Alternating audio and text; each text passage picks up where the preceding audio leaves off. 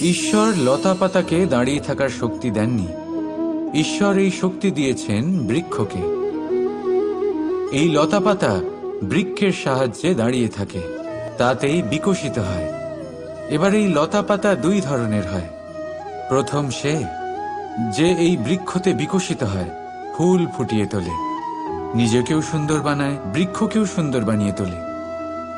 দ্বিতীয় সে যে বৃক্ষকে পুরোপুরি শুকিয়ে দেয়, তার প্রাণ শক্তি তার থেকে কেড়ে নেয়, আর শেষে নিজেও ধ্বংস হয়ে যায়। তাই মনে রাখবেন, যে ব্যক্তি সবসময় আপনার সাথে থাকে, সবসময় আপনার সম্বল হয়ে থাকে, সবসময় সে আপনাকে সাহায্য করে, আর যদি আপনি তার সাথে ছলনা করেন, আপনার অন্ত নিশ্চিত। এরকম কখনো করবেন না। সেই ব্যক্তিকে ভালোবাসা দিন, সম্মান দিন, আর আমার সাথে প্রসন্ন হয়ে বলুন, রাধা রাধা। আপনি কি কখনো কোনো প্রজাপতি দেখেছেন? ভালো নিশ্চয়ই লাগে। আসলে প্রজাপতি কার না ভালো লাগে? ছোট হোক বা বড়, প্রজাপতিকে সবার ভালো লাগে। এবারে ভাবুন, এই প্রজাপতির সূত্রপাত কি করে হয়? এই প্রজাপতি শুরু হয় একটা গুটি থেকে, যেখানে সে সুরক্ষিত থাকে। গুটি ভেঙে যখন সে এই সংসারে আসে, তখন একটা কীট রূপে থাকে।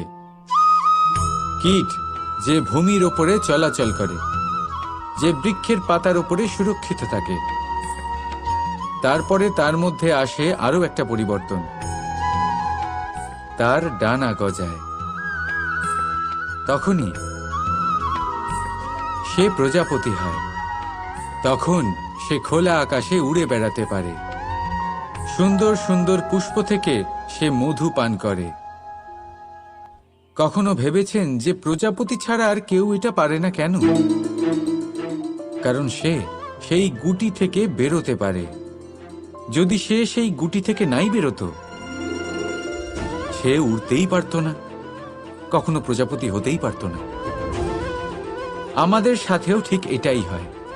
আমরা সবসময় সেখানেই থাকতে চাই যেখানে আমরা সুরক্ষিত থাকি। সেই সুরক্ষা চক্রেই আমরা থাকতে চাই, কিন্তু এই বিকাশ সুরক্ষা সীমা পার হওয়ার পরেই অর্জন করা যায়। তাই যদি আপনি জীবনে বড় কিছু করতে চান, মহান কাজ করতে চান, নিজের ব্যক্তিত্ব তৈরি করতে চান, তাহলে এই সুরক্ষা চক্র ভুলে যান। সুরক্ষা সীমা লঙ্ঘন করুন, এগিয়ে যান, প্রতিকূলতার সম্মুখীন হন, কঠিন পরিস্থিতির সম্মুখীন হন, সাহস করে এগিয়ে চলুন, আরো শক্তিশালী হয়ে উঠুন। তবেই আপনি জীবনে কিছু করতে পারবেন, তবেই আপনার ডানা গজাবে, আর তবেই আপনি এই সুন্দর আকাশে উড়ে বেড়াতে পারবেন। রাধা রাধা। আপনি কি কখনো শুনেছেন হরিণ সিংহের থেকে পালানোর বদলে তার সাথে লড়াই করেছে? হরিণ সিংহকে আক্রমণ করেছে, কখনো শুনেছেন?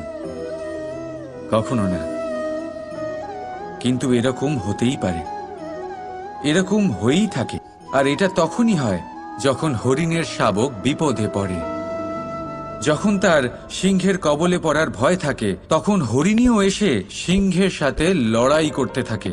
কারণ সে একজন মা, আর মা তার সন্তানের জন্য সবকিছু করতে পারে। এ হলো মায়ের স্নেহ, যেটা যত নরম হতে পারে ঠিক ততটাই কঠোরও হতে পারে। আর তার সন্তানের মঙ্গলের জন্য সে ক্রোধের সমস্ত সীমা পার করে তার সন্তানকে রক্ষা করেই ছাড়বে। আর সেই জন্যই তো মাকে সন্তানের জীবনে সব থেকে বড় ঢাল বলা হয়। এই মাকে আমার শত কোটি প্রণাম। রাধা রাধা। কখনো আপনি কোনো কুমোরকে দেখেছেন যারা মাটির পাত্র বানায়?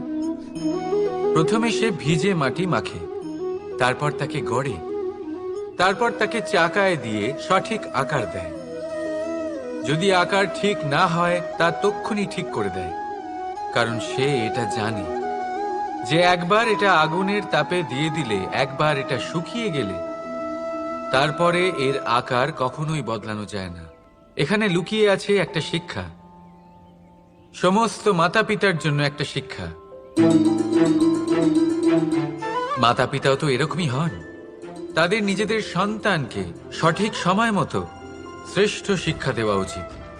মাতা পিতা যেন কখনো তাদের বিধাতা না হতে চান, কিন্তু প্রতিটা মুহূর্তে সবসময় চেষ্টা করুন তাদের সঠিক পথ দেখানো, কখনো কোমলতা দিয়ে, কখনো ভালোবাসা দিয়ে, আর কখনো কঠোর হয়ে। তার জীবনকে, তার ব্যক্তিত্বকে আকার দেওয়ার চেষ্টা করুন। কারণ যেমন মাটি একবার শুকিয়ে গেলে তারপর সেই পাত্রের আকার বদলানো যায় না, ঠিক সেইভাবেই আয়ুর বৃদ্ধির সাথে সন্তানের শিক্ষা কখনোই বদলানো যায় না। তা মনে রাখবেন।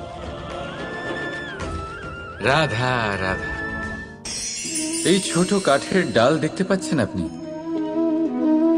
একটা বৃক্ষ থেকে এরম হাজার হাজার ডাল পাবেন, যা দিয়ে আপনি আগুন জ্বালাতে পারবেন, যা নিজে জ্বলে আমাদের ভোজন বানাতে সাহায্য করে থাকে, যা নিজে জ্বলে অন্ধকারে আমাদের আলোকিত করে। যদি এটাই অন্যভাবে দেখা যায়, তাহলে এমনই এক ছোট্ট ডালের টুকরো একটা ছোট্ট ফুলকিতেই নিজের সাথে হাজার হাজার বৃক্ষ জ্বালিয়ে দিতে পারে। রাধা। এই বস্ত্র দেখছেন আপনি? এর কারুকার্য, এর রং, এর সৌন্দর্য কতটা মনোরম, কত স্বচ্ছ, কত নিপুণ এই কারুকার্য। এবার এটাকে আমরা একটু ভেতর থেকে দেখি।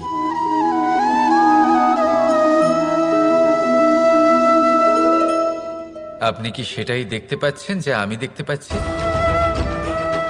এটাই হয় আমাদের ব্যক্তিত্বের সাথেও, এটাই হয়। এই সমস্ত ঝামেলাগুলি মিটিয়ে নেওয়ার জন্য আমাদের সেই ঝামেলার মুখোমুখি হতেই হয়।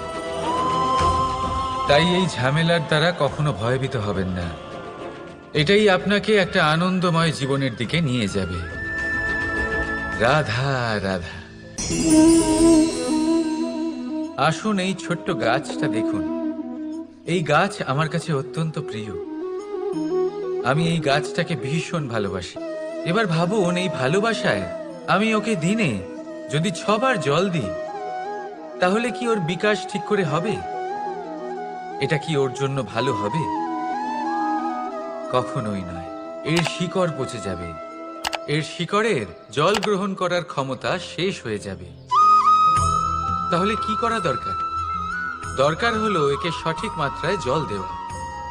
দরকার হলো সঠিক সময় অন্তর তাকে জল দেওয়া। দরকার হলো একে সূর্যের তাপও সহ্য করতে হবে। দরকার হলো প্রতিটা কাজ যেন পরিমাণ মতো হয়। এবারে এই ভুল বেশিরভাগ মাতা পিতাই করে ফেলেন। নিজের সন্তানকে এতটাই ভালোবেসে ফেলেন, আর তাতে সন্তানের প্রতিটা ইচ্ছে পূরণ করেন। তারা প্রত্যেকটা জিনিস তাদের দেন, প্রতিবার তাই করেন। আর এইভাবে সন্তানের বিকাশে নিজেই বাধা হয়ে ওঠেন। এরকম করবেন না। এই যাত্রা আপনার সন্তানের। এই যাত্রায় আপনার সন্তানকে অনেক কিছু শিখতে হবে। নিজের ক্ষমতায় কাজ করতে হবে, তাদের করতে দিন। একটা অত্যন্ত গুরুত্বপূর্ণ কথা বলবো আপনাদের, তা আপনারা মনে রাখবেন। প্রেম আর শত্রুতা অধিক হয় তাহলে তা ক্ষতিকর। প্রতিটা বিষয়ে সমতা বজায় রাখুন। আর আমার সাথে ভালোবেসে বলুন, রাধা রাধা। আজ বিজয়া দশমী, সেই দিন যবে শ্রীরাম রাবণকে বধ করেছিলেন। এ হলো সেই দিন যেদিন শ্রীরাম লঙ্কা জয় করেছিলেন। লোকে বলে এটা খারাপের বিরুদ্ধে ভালোর জয়ের প্রতীক। এটাকে দেখার আরো একটা দিক আছে। আগে হ্যাঁ, এটা ভালোবাসার জয়ের প্রতীক। এটা পরিবারের জয়ের প্রতীক। আপনি তো নিশ্চয়ই জানেন যে রাবণ মহা জ্ঞানী ছিল, মহা শক্তিশালী ছিল, মহাদেবের পরম ভক্ত ছিল রাবণ। এবার যে ব্যক্তি কৈলাস পর্বত তুলতে পারত, সেই ব্যক্তি নিজে এক কাটা বৃক্ষের মতো শ্রী রামের চরণে পড়েছিল। তো বাধা আপনি অতিক্রম করবেন।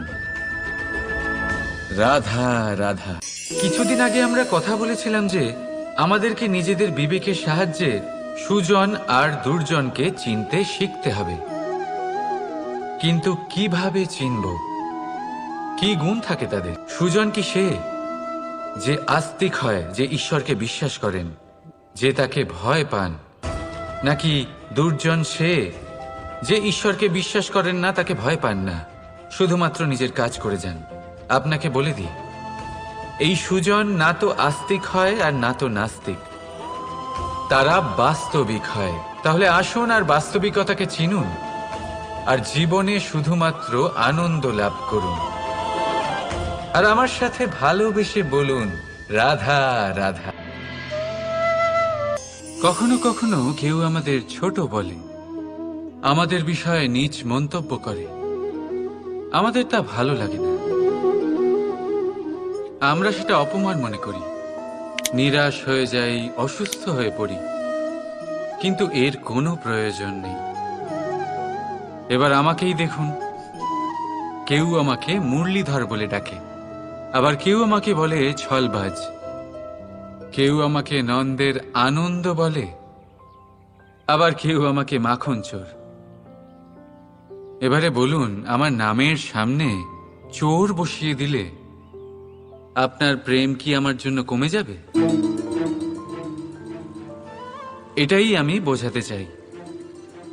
কারোর কিছু বলে দেওয়াতে সেই প্রেমের কোনো ক্ষতি হয় না, কারণ আপনার প্রেম আমার প্রতি আছে আমার স্বভাবের জন্য, আমার কর্মের জন্য, আমার ব্যক্তিত্বের কারণে। তাই মনে রাখবেন, জীবনে কেবল কর্মের উপরে মন দিন, সেই নামের উপরে নয় যা লোকে আপনাকে দিয়েছে, কারণ এই কর্ম এটাই গুরুত্বপূর্ণ। ব্যর্থ হচ্ছে এই নাম। রাধা রাধা। সাফল্য, সাফল্য কে না চায়? সবাই সাফল্যের পেছনে ছুটতে থাকে। প্রত্যেক ব্যক্তি সাফল্য পেলে উৎসব পালন করে, আনন্দ করে সে। কিন্তু যদি আমি কথা বলি অসফলতার, তখন সবাই দূরে পালায়। কেউ চায় না যে সে জীবনে অসফল হোক, কামনা করে যাতে জীবনে কখনো অসফলতার সম্মুখীন না হতে হয়। আর যখন অসফলতা আসে, লোকে নিরাশ হয়ে পড়ে, কেউ শোকে ডুবে যায়। কেন? তার কোনো প্রয়োজন নেই। আমি জানি আমি যা বলছি তা কঠিন, কিন্তু একটু ভাবুন, অসফলতা ছাড়া সাফল্যের আনন্দ উপভোগ করা যায় না। যতক্ষণ না সারাদিন রোদে দাঁড়িয়ে থাকবে, গরম না সহ্য করবে, ততক্ষণ সন্ধ্যার মিষ্টি ছায়ার আনন্দ কি করে পাবে? তার গুরুত্ব কিভাবে বুঝবে? এটাই হয়ে থাকে সাফল্য আর অসফলতা। সাফল্য পাওয়ার জন্য অসফল হওয়াটাও অত্যন্ত গুরুত্বপূর্ণ। সমস্যা তখনই আরম্ভ হয় যখন আমরা শুধু সাফল্য আর আনন্দের জন্য তৈরি থাকি, কষ্টের জন্য নয়, অসফলতার জন্য নয়। অসফলতার সম্মুখীন হওয়ার জন্য নিজেকে প্রশিক্ষিত করতে পারি না। একটা সাধারণ কথা যা আপনাকে আত্মস্থ করতে হবে। হ্যাঁ, যার থেকে আমরা দূরে পালাই, সেই পরাজয়ের সম্মুখীন হতে শিখুন। ব্যাস, দেখবেন আপনি স্বয়ং জয়ী হবেন। রাধা রাধা। আপনি কি কখনো ভেবে দেখেছেন, বিষ পান করার পরেও মহাদেবকে দেবাদিদেব মহাদেব কেন বলা হয়? আর অপরদিকে অমৃত পান করার পরেও রাহু আর কেতুকে অসুর কেন বলা হয়? কেন? এর কারণ হলো উদ্দেশ্য। আপনার কর্ম করার পেছনে যে উদ্দেশ্য আছে, তা অত্যন্ত গুরুত্বপূর্ণ। এই সংসারে কোনো ব্যক্তি সেই দ্বারাই পরিচিত, কর্ম করার পিছনে তার উদ্দেশ্য দিয়ে। যদি কেউ পরোপকার করে কিন্তু তার পেছনে তার উদ্দেশ্য স্বার্থের হয়, সেই পরোপকারী মানুষ নিজের মাহাত্ম্য সেখানেই হারিয়ে ফেলে। যদি আপনার কর্মের পিছনে আপনার উদ্দেশ্য সঠিক হয়, তাহলে শাপও বরদানে পরিণত হতে পারে। যদি আপনার কর্মের পিছনে উদ্দেশ্য অনুচিত হয়, তাহলে বরদানও শাপে পরিণত হতে বেশি সময় লাগে না। এই সমস্ত খেলা কর্ম আর তার উদ্দেশ্যে, তাই শুদ্ধ মনে খেলবেন। রাধা রাধা। রাধা আমাকে বহুবার জিজ্ঞেস করে, এই মোহ আর প্রেমের মধ্যে পার্থক্য কি? দাদাও তা বুঝতে পারেন না। আপনার মনেও নিশ্চয়ই এই প্রশ্ন আসে যে তফাৎটা কোথায় এই মোহ আর এই প্রেমের মধ্যে। আসুন, খুব সহজেই আমি আপনাকে এটা বুঝিয়ে দিচ্ছি। একদিকে আপনি ভেবে দেখুন, একটা মাছ যে জলে থাকে সেখানেই বাস করে।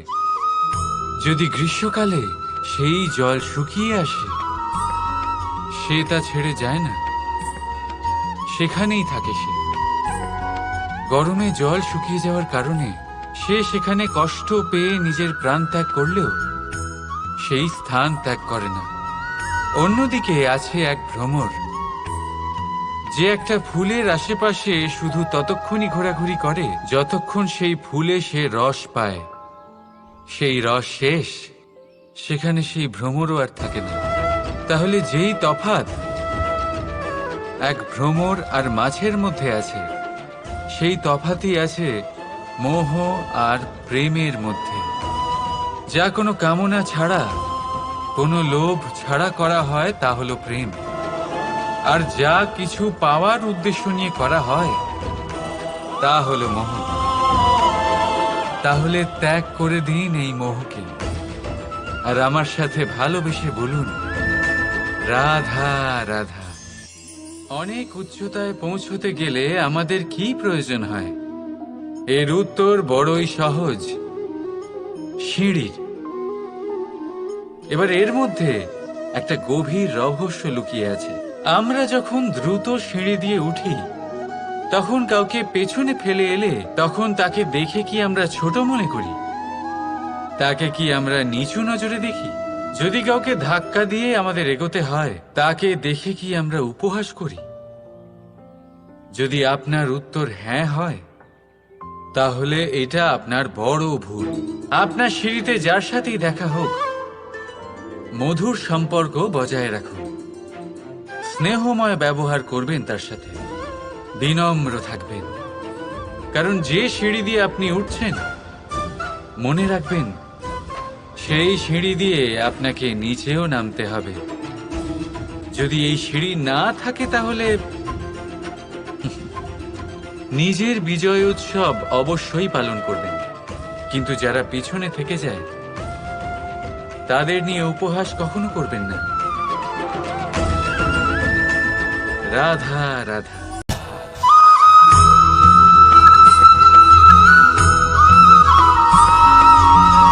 এই সংসারে কোনো বস্তু হোক বা ব্যক্তি হোক, তার একার গুরুত্ব কিন্তু খুব বেশি নয়। একটা উদাহরণ হিসেবে বৃষ্টির ফোঁটাকে ভেবে দেখুন। যদি একটি বৃষ্টির ফোঁটা হয়, তাহলে তার খুব বেশি গুরুত্ব থাকে না। কিন্তু যখন সহস্র বৃষ্টির ফোঁটা মেঘের মধ্যে দিয়ে ঝরে পড়ে, তখন সেটা বর্ষার রূপ ধারণ করে। সেই বর্ষা যা এই প্রকৃতিকে শান্ত করে। সেইভাবেই পাথরের ছোট টুকরো, তার খুব বেশি গুরুত্ব থাকে না। কিন্তু যখন অসংখ্য পাথরের টুকরো একত্রিত হয়, তখন তা পর্বতের আকার ধারণ করে। সেইভাবেই কিছু মানুষ যখন একত্রিত হন, তখন তৈরি হয় পরিবার। কিছু পরিবার যখন একত্রিত হয়, তখন তৈরি হয় সমাজ। যখন অনেক সংখ্যক সমাজ একত্রিত হয়, তখন তৈরি হয় রাজ্য। এবার এই রাজ্যের সবথেকে গুরুত্বপূর্ণ ব্যক্তি হতে পারেন রাজা, কিন্তু তাও সেই রাজা একা কিছু করতে পারেন না। যুদ্ধ লড়ার সময় তারও নিজের সৈন্যদলকে প্রয়োজন পড়ে। কিন্তু এই সংসারে এমন একজন ব্যক্তি আছেন যিনি একাই সব কাজ করতে থাকেন, এবং সেই ব্যক্তি হলেন মা। আমাদের জীবনে একজন পিতার ভূমিকা কিন্তু নিঃসন্দেহে অমূল্য, কিন্তু আমাদের সকলের জীবনে যে ভূমিকা একজন মায়ের তা অন্য কারোর থাকে না। একজন মা একাই সন্তানকে বড় করতে পারেন, সংস্কারী করে তুলতে পারেন, তার জন্য পরিশ্রম করেন। আর এত কিছু কাজ করার পরেও তার কাজের জন্য তিনি প্রশংসা অবশ্য পান না। উল্টে যদি সেই সন্তান অনুচিত পথে চালিত হয়, অনুচিত কর্ম করে, তখন সেই মাকেই অপবাদের পাত্র হয়ে উঠতে হয়। আমাদের জীবনে মায়ের যোগদান কতটা সেটা বুঝুন। আপনাকে বড় করে তোলার জন্য উনি কতটা পরিশ্রম করেছেন সেটা বুঝুন। আজ থেকে, এখন থেকে, এই মুহূর্ত থেকে মাকে সম্মান করতে শিখুন। যখন সময় পাবেন, যখন সুযোগ হবে, তখন তার প্রশংসা করুন, ওনারও ভালো লাগবে। আর মায়ের এই মমতার জন্য, তার এই ভূমিকার জন্য আসুন সবাই মিলে আমরা তাকে প্রণাম করি, আর সকলে মিলে ভালোবেসে বলি, রাধা রাধা।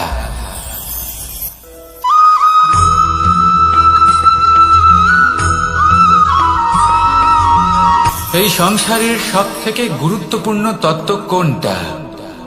প্রথম হলো সময়। জন্ম থেকে মৃত্যু পর্যন্ত এই যে সময়, এটাই তো হলো জীবন। দ্বিতীয় হলো জীবন, যাতে আমরা সময়ের সদ্ব্যবহার করি, শ্রেষ্ঠ থেকে শ্রেষ্ঠতর কাজ করার চেষ্টা করি। বহু বছরের এই পরম্পরা, এই সংস্কৃতিকে এগিয়ে নিয়ে যাওয়ার চেষ্টা করি। এই সংসারে আমরা অংশগ্রহণ করতে চেষ্টা করি। তৃতীয় হলো ধন, সেই ধন যা প্রত্যেক ব্যক্তি অর্জন করতে চেষ্টা করেন। এবার এই তিনটি তত্ত্বের মধ্যে একটা সামঞ্জস্য আছে, সমান ব্যাপার আছে। সে ধনই হোক, বা সময় হোক, বা হোক জীবন। আর সেই সমান ব্যাপার হলো যে যদি আপনি এটা গণনা করতে থাকেন, তাহলে তা কমতে থাকে। যদি আপনি এটা ব্যবহার করেন, তাহলে তা বাড়তে থাকে। একে সংগঠিত করে রাখতে চেষ্টা করলে এ হাত থেকে ফসকে যায়। কিন্তু যদি আপনি একে সামলে রাখতে শিখে যান, তাহলে এমন কাজ করবেন যাতে সংসারের সাথে সাথে পরবর্তী প্রজন্ম লাভবান হবে। যদি কিছু শিখতে চান, তাহলে সামলাতে শিখুন, গণনা করা বা সংগঠিত করা নয়। আসুন আর আমার সাথে ভালোবেসে বলুন, রাধা রাধা।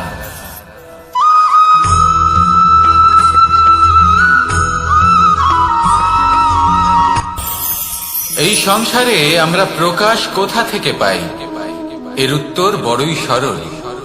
ভোরে যখন সূর্যোদয় হয়, তখন প্রকাশের কিরণ আমাদের ঘরে এসে পৌঁছয়। এইভাবেই আমরা প্রকাশ লাভ করি। এবার এই প্রকাশের আলোতেই আমরা সারাদিনের কাজ সম্পন্ন করি। সন্ধে হয়ে যায়, সূর্যাস্ত হয়ে যায়, আর আমাদের ঘর যাতে অন্ধকার না হয় তার জন্য আমরা একটা প্রদীপ প্রজ্বলিত করি। এটাই ঘটে আমাদের জীবনেও। এবার প্রবাহমান আয়ুর সাথে আমরা আমাদের অন্তরে যদি একটা প্রদীপ প্রজ্বলিত করে নিই, তাহলে বিষয়টাই অন্যরকম হবে। এবার আপনি বলবেন, কোন প্রকাশের কথা বলছি যা আমাদের অন্তরে জাগ্রত করা সম্ভব? আমাদের আত্মার মাঝে প্রেমের প্রকাশ জাগ্রত করার কথা বলছি। কারণ আমাদের এই জীবন, এও হলো দিনের আলোর মতো। আজ প্রকাশ আছে, কিন্তু কোনোদিন অবশ্যই অস্ত হবে। কিন্তু অস্ত হবার আগে যদি আমরা আমাদের আত্মার মাঝে প্রেমের এই প্রকাশ উজ্জ্বলিত করে নিই, তাহলে আমাদের সন্ধ্যাকালও আমরা আনন্দে এবং প্রেমে যাপন করব। তাহলে আসুন আর আমার সাথে ভালোবেসে বলুন, রাধা রাধা।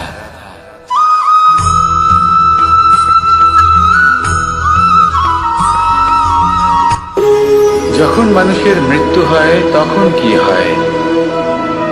অনেক সংখ্যক মানুষ শোক পালন করতে চলে আসেন। যে ব্যক্তি মৃত্যু লাভ করেছেন, তার অনেক বস্তু থাকে যেগুলো তার প্রিয়, যেগুলো তিনি ব্যবহার করেছেন। তার শয্যা, তার বস্ত্র, তার আভূষণ সবকিছু তার থেকে বিচ্ছিন্ন করা হয় এবং খালি হাতে তাকে শ্মশানের উদ্দেশ্যে রওনা করা হয়। আমি আপনাকে এই প্রশ্ন করতে চাই, আপনি এই সংসারে কি অর্জন করেছেন? ধন সম্পত্তি, বস্ত্র, আভূষণ, এই সবকিছু যে আপনি অর্জন করেছেন, আপনার মৃত্যুর পরে তা আপনার থেকে দূর হয়ে যাবে। এর উত্তর হলো একটাই, আপনার কর্ম।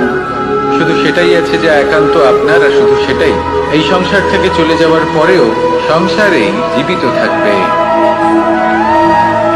যদি আপনি দুষ্কর্ম করেন, তাহলে এই সংসার আপনাকে একটি অনুচিত উদাহরণ হিসেবে মনে রাখবে যে এই ব্যক্তি খুব পাপী ছিল, অনুচিত কর্ম করতেন। যে পথে তিনি চলেছেন সেই পথে কারোর চলা উচিত নয়। সেখানেই যদি আপনি সৎকর্ম করেন, তাহলে সংসার চিরকাল এটাই বলবে যে খুব ভালো মানুষ ছিলেন, সবাইকে ভালোবাসতেন, সবাইকে সাহায্য করতেন, আমার খুব প্রিয় মানুষ ছিলেন। এটাই হলো শ্রেষ্ঠ কর্ম। সেই জন্য জীবনে শুধুমাত্র ধন সম্পত্তি, আভূষণ এই সব অর্জন করতে গিয়ে নিজের মনোনিবেশ করবেন না। শ্রেষ্ঠ কর্ম করুন। সংসার থেকে চলে যাওয়ার পরেও এই কর্মই এই সংসারে আপনাকে জীবিত রাখবে। আসুন আমার সাথে ভালোবেসে বলুন, রাধা রাধা।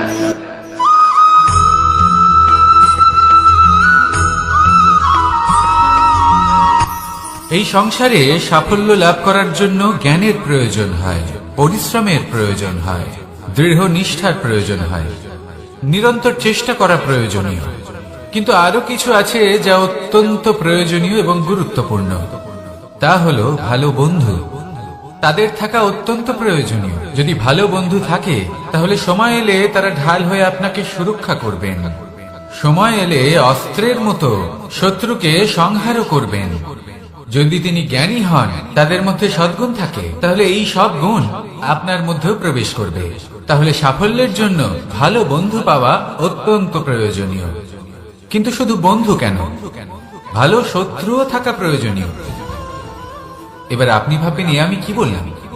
যদি আপনার জীবনেও ভালো অর্থাৎ শক্তিশালী শত্রু থাকে, তাহলে আপনিও শক্তিশালী হতে থাকবেন। এই শত্রু আপনাকে প্রেরিত করবে আরো বেশি শক্তিশালী হয়ে ওঠার। কখনো কোনো হরিণকে দেখুন, তীব্র গতিতে দৌড়তে থাকে। কেন তীব্র গতিতে দৌড়য়? এই কারণে নয় যে কোথাও তার জন্য মধুর ঘাস অপেক্ষা করে রয়েছে, না। সে এই কারণে তীব্র গতিতে দৌড়য় কারণ সেটা না করলে তার পেছনে একটি সিংহ আছে যে ওকে নিজের ভোজন করে ফেলবে। তাই জীবনে বিপদ, সংকট, এই সবকিছুও হলো অত্যন্ত গুরুত্বপূর্ণ। তার সম্মুখীন হতে শিখুন আর আমার সাথে ভালোবেসে বলুন, রাধা রাধা।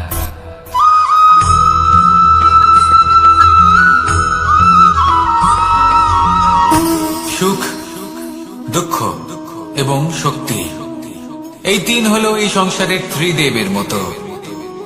আমাদের জীবনে যা কিছু ঘটছে এই তিনটির ভিত্তির উপরেই হচ্ছে। আসলে এই সংসারের একটা নিয়ম আছে, যখনই আপনি কিছু লাভ করেন, এই সংসার আপনার পরীক্ষা নেয়। এটা জানার জন্য আপনার পরীক্ষা নেয় যে আপনি যা কিছুই লাভ করেছেন, আপনি কি আদৌ সেটার যোগ্য কিনা। ঠিক সেইভাবেই এই সুখ, দুঃখ এবং শক্তি আপনার পরীক্ষা নিয়ে থাকে। যখন সুখ আসে, তখন সে আপনার পরীক্ষা নেয় যে আপনার মধ্যে অহংবোধ জাগ্রত হয়নি তো। যদি অহংবোধ চলে আসে, তাহলে সুখ সেখানেই সঙ্গ ত্যাগ করে। দুঃখ আপনার ধৈর্যের পরীক্ষা নিতে থাকে, আর যদি আপনার মধ্যে ধৈর্য না থাকে, তাহলে এটা আপনাকে আরো বেশি দুঃখের গভীর অন্ধকারে ঠেলে দেবে। সেখানে শক্তি পরীক্ষা নেয় আপনার বিনম্রতার। যদি আপনি বিনম্র না হন, তাহলে হয় এই শক্তি আপনার সঙ্গ ত্যাগ করবে, নয় এই শক্তি বিনম্রতার অভাবে আপনার পতনের কারণ হতে পারে। এই সংসারে যে কোনো ব্যক্তি যিনি এই পরীক্ষায় উত্তীর্ণ হয়ে থাকেন, এই জীবনে তিনি সাফল্য লাভ করেন। আসুন আমার সাথে ভালোবেসে বলুন, রাধা রাধা।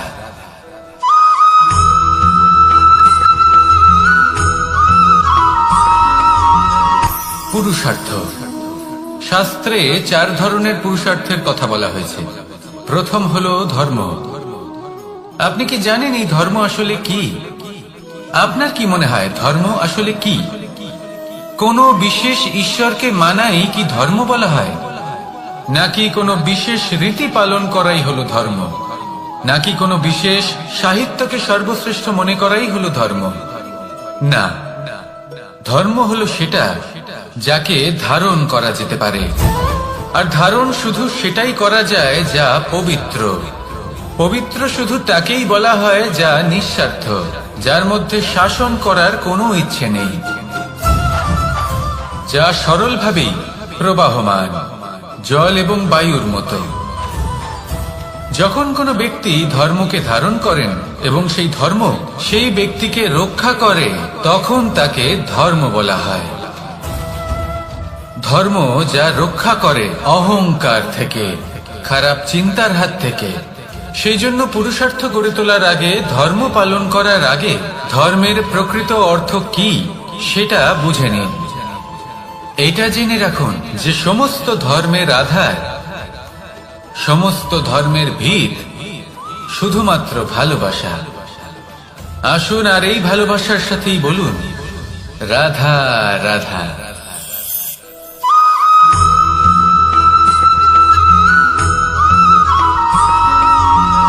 এই সংসারে সব থেকে বেশি কোমল বস্তু হলো রেশম। এই রেশম এতটাই কোমল হয় যে এর পুরো একটা থান শুধুমাত্র একটা হাতে ধরা সম্ভব। কখনো ভেবে দেখেছেন এই রেশম কিভাবে হয়? একটি কীট তার লালার দ্বারা উৎপন্ন হয়। এই কীট সেই রেশমকে পাক দিতে থাকে, পাক দিতেই থাকে, আর আস্তে আস্তে তার মধ্যেই জড়িয়ে পড়ে। শেষে ওর এই সুন্দর অমূল্য সৃষ্টি রেশমের এই সুতো, তার নির্মাণ কার্য পূর্ণ হয়। কিন্তু তাতেই ও নিজে বন্দী হয়ে যায়। নিজেরই মায়াজালের এই বন্দী গৃহে নিজেই ফেঁসে যায়। এবার এই সুতোকে ব্যবহারযোগ্য করে তোলার জন্য এই কীটগুলিকে এই কবচের সাথেই ফুটন্ত জলে ফেলে দেওয়া হয়। এই সংসারে যদি আমাদের স্বপ্ন এই সংসারের দুঃখ হরণ করার জন্য, এই সংসারে সুখ বিতরণ করার জন্য হয়, তবেই আমাদের প্রগতি সম্ভব। যদি আমাদের এই স্বপ্ন শুধুই আমাদের এবং আমাদের স্বার্থ সিদ্ধির জন্য হয়, তাহলে এই স্বপ্ন আমাদের অন্ধ করে দেবে, আমাদের অন্ধকারের পথে নিয়ে যাবে, আর আমরাও সেই কীটের মতো হয়ে যাব। নিজেদেরই মায়াজালে আমরা নিজেই ফেঁসে যাব। আর শেষে আমরা যদি কিছু লাভ করি, তা হবে একাকিত্ব, অন্ধকারময় মৃত্যু। তাই স্বপ্ন অবশ্যই দেখুন, কিন্তু এমন ভাবে স্বপ্ন দেখবেন না যে তার এই বন্দিগৃহে আপনি নিজেই ফেঁসে গেলেন।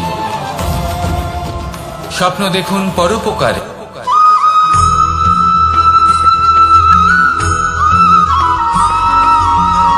কেউ বলে জীবন খুব ক্ষণস্থায়ী, কেউ বলে জীবন হলো একটা সুন্দর স্বপ্নের মতো, আবার কেউ বলবে জীবন হলো এক কঠোর সত্য। কিন্তু জীবন আসলে কি? জীবন হলো আপনারই প্রতিবিম্ব, একটা দর্পণ। অর্থাৎ আপনি জীবনকে সেইভাবেই পাবেন যেরকম আপনি নিজেকে প্রতিপন্ন করবেন। যদি আপনি দর্পণের দিকে তাকিয়ে হাসেন, তাহলে আপনি সামনে হাসি মুখী দেখতে পাবেন। এবার যদি আপনি গম্ভীর হয়ে থাকেন, তাহলে আপনি একজন রুষ্ট ব্যক্তি দেখতে পাবেন। শেষে সবথেকে বেশি গুরুত্বপূর্ণ হলো আপনার চেষ্টা। আপনাকে সবসময় চেষ্টা করতে হবে যাতে আপনি নিজেকে প্রসন্ন এবং ইতিবাচক মনোভাবে রাখেন। এটা হলো আপনারই উত্তরদায়িত্ব, তাকে পালন করুন। এই মনকে প্রসন্ন রাখুন, এই সংসারকে সুন্দর বলে মনে হবে। আর এই মন প্রসন্ন হয়ে বলবে, রাধা রাধা।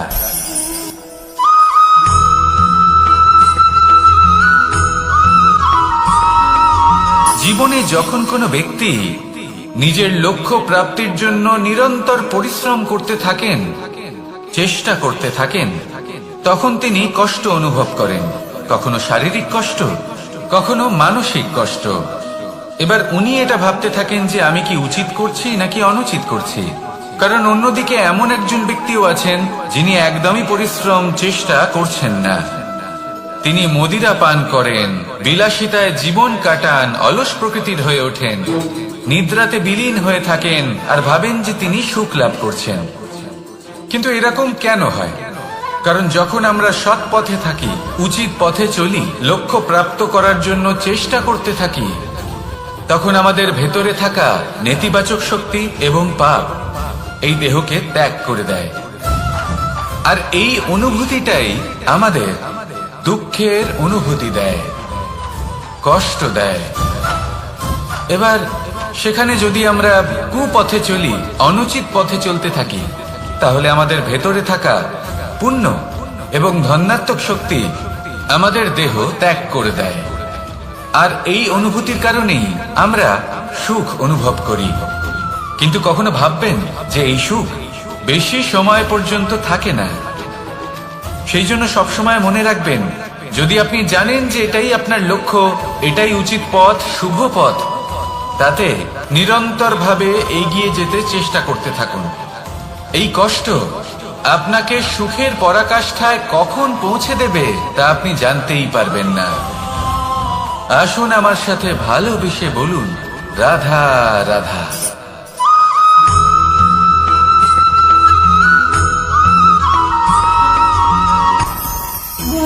ভোজন। এবার ভোজন সংগ্রহ করার জন্য মানুষ কি না করেন, সব সময় চেষ্টা করতে থাকেন। ফসল উৎপাদনের জন্য অনেক পরিশ্রম করতে থাকেন, কিন্তু অনেক সময় অনেক পরিশ্রম করার পরেও ফসল ভালো উৎপাদন হয় না। এর কারণ কি? কারণ হলো এটাই যে আপনি পরিশ্রম হয়তো অনেক করেছেন, কিন্তু আপনার নজর তো সেই বীজের দিকে ছিলই না যা আপনি রোপণ করেছেন। সেই জন্য সব সময় কোনো বীজ রোপণ করার আগে তাকে পরখ করে দেখুন, তা অত্যন্ত আবশ্যক। আর সেইভাবেই যখনই কোনো কর্মের প্রশ্ন আসে, তাহলে সেখানে শুধুমাত্র পরিশ্রম যথেষ্ট নয়। সেই কাজের প্রতি আপনার কর্তব্য কি, আপনার উদ্দেশ্য কি, সেটা জানা হলো অত্যন্ত গুরুত্বপূর্ণ। তাই কর্ম করুন, কিন্তু সেই কর্মের প্রতি আপনার যা উদ্দেশ্য তার মাহাত্ম্য বুঝতে চেষ্টা করুন। তাহলে আসুন আমার সাথে ভালোবেসে বলুন, রাধা রাধা।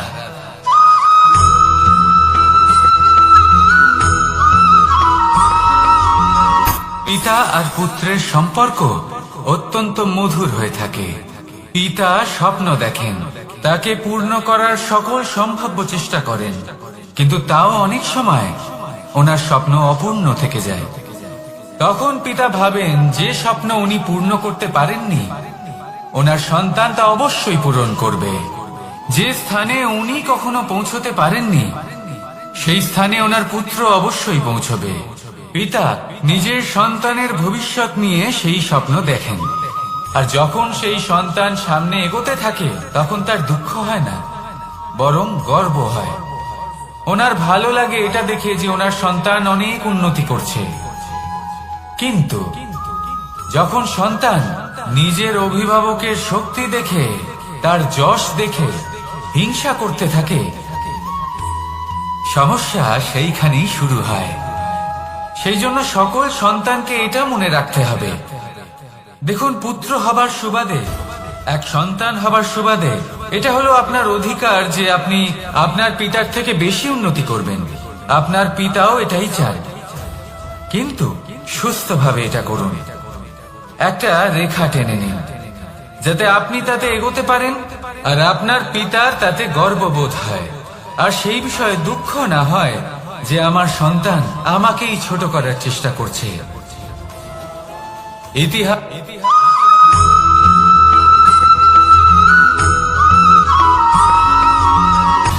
সময়, জীবন, কাল। দেখতে গেলে এই তিনটি শব্দ একটি শব্দেরই সমার্থক শব্দ মনে হয়, কিন্তু এই শব্দগুলির অর্থ কি সমান? কখনোই নয়।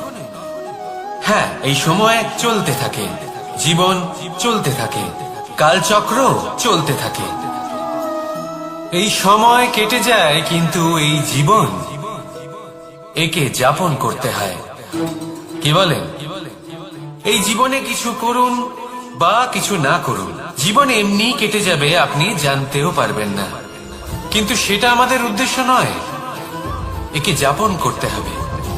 এই জীবনে প্রেরণা পেতে শিখুন, প্রেরণা দিতে শিখুন, আহ্বান গ্রহণ করতে শিখুন, আহ্বান জানাতে শিখুন, মহান কাজ করতে শিখুন, ধন্যাত্মক বোধ জাগিয়ে তুলুন।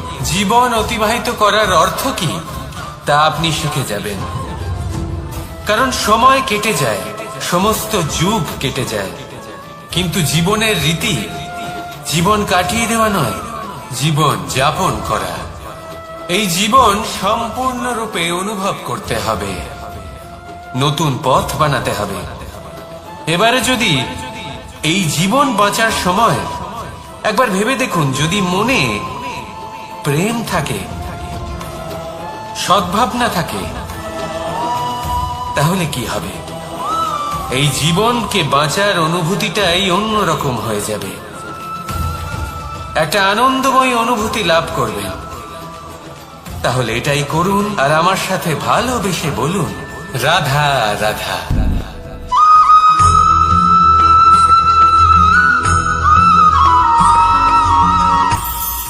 এটা হলো ধান গাছ। এর থেকে যে চাল উৎপন্ন হয় তা মানুষ গ্রহণ করেন। আর এটা কি? এ হলো জংলি ঘাস। একবার ভেবে দেখুন, যদি এই জংলি ঘাস ধান গাছের আশেপাশে থাকে তাহলে কি হবে? ধান উৎপন্ন হতে পারবে? তা উৎকৃষ্ট হতে পারবে? আমরা কি তা গ্রহণ করতে পারবো? কখনোই নয়। এই জংলি ঘাস ধানকে নষ্ট করে দেবে, কিন্তু নিজে জীবিত থাকবে। এটাই হলো আজকের শিক্ষা। এই সংসারে যদি আপনি নীতির পথে চলতে চান, উচিত কর্ম করতে চান, সংসারকে সেবা করতে চান, তাহলে জংলি ঘাসের মতো ব্যক্তিদের থেকে সবসময় দূরে থাকতে হবে। সেই ব্যক্তি যারা দুর্নীতি এবং মিথ্যা দ্বারা পরিপূর্ণ, যাদের ব্যবহার অশুভ, যাদের অনেক অশুভ গুণ রয়েছে, তারা সঠিক নয়। সেই সকল ব্যক্তি যাদের চরিত্র অত্যন্ত দুষ্ট হয়, তারা হয় শুভ চরিত্রের ব্যক্তিকে একদম নষ্ট করে দেয়, নয় নিজের মতো বানিয়ে তোলে। তাই যদি আপনি নীতির পথে চলতে চান, এই সংসারের জন্য শুভ কর্ম করতে চান, তাহলে সেই সঙ্গ লাভ করুন যে সঙ্গ জ্ঞানে পরিপূর্ণ, যাদের মধ্যে অনেক গুণ আছে, যাদের থেকে প্রতিদিন কিছু শিখতে পারবেন। এমন ব্যক্তির সাথে জীবন অতিবাহিত করুন, দুরাচারীদের থেকে দূরে থাকুন। তবেই এই মন প্রসন্ন হয়ে বলবে, রাধা রাধা।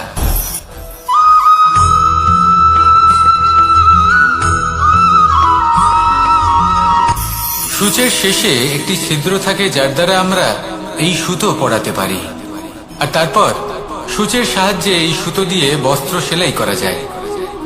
কিন্তু যদি সুতোটা সোজা করে ধরা না হয়, তাহলে সূচে কখনো এই সুতো পরানোই সম্ভব নয়। যদি এতে কোনো গিঁট পড়ে, তখন তা কখনোই এই ছিদ্র দ্বারা প্রবেশ করা সম্ভব নয়। ঠিক এইভাবেই যদি আপনি কারোর জীবনে প্রবেশ করতে চান, কারোর অন্তরে প্রবেশ করতে চান, তাহলে আপনাকেও সহজ থাকতে হবে। এতে কোনো গিঁট থাকলে চলবে না, অর্থাৎ মনে যাতে কোনো মালিন্য না থাকে, যেন কোনো কুচিন্তা না থাকে। যদি এসব থাকে, তাহলে আপনি কখনো কারোর জীবনে প্রবেশ করতে পারবেন না। আর যদি কোনোভাবে আপনি প্রবেশ করেও যান, তাহলে তার মনে ঘর করতে পারবেন না। নিজেকে এই সুতোর মতন করে তুলুন, সহজ। মনে যেন কোনো কুচিন্তা না থাকে, সবার প্রতি যেন সদ্ভাবনা থাকে, শুভ চিন্তা থাকে। এমনটা করতে থাকুন। এমন একটা দিন আসবে যেদিন এই সমস্ত সংসারের ব্যক্তির মনে আপনি বাস করবেন, আর তখন এই মন প্রসন্ন হয়ে বলবে, রাধা রাধা।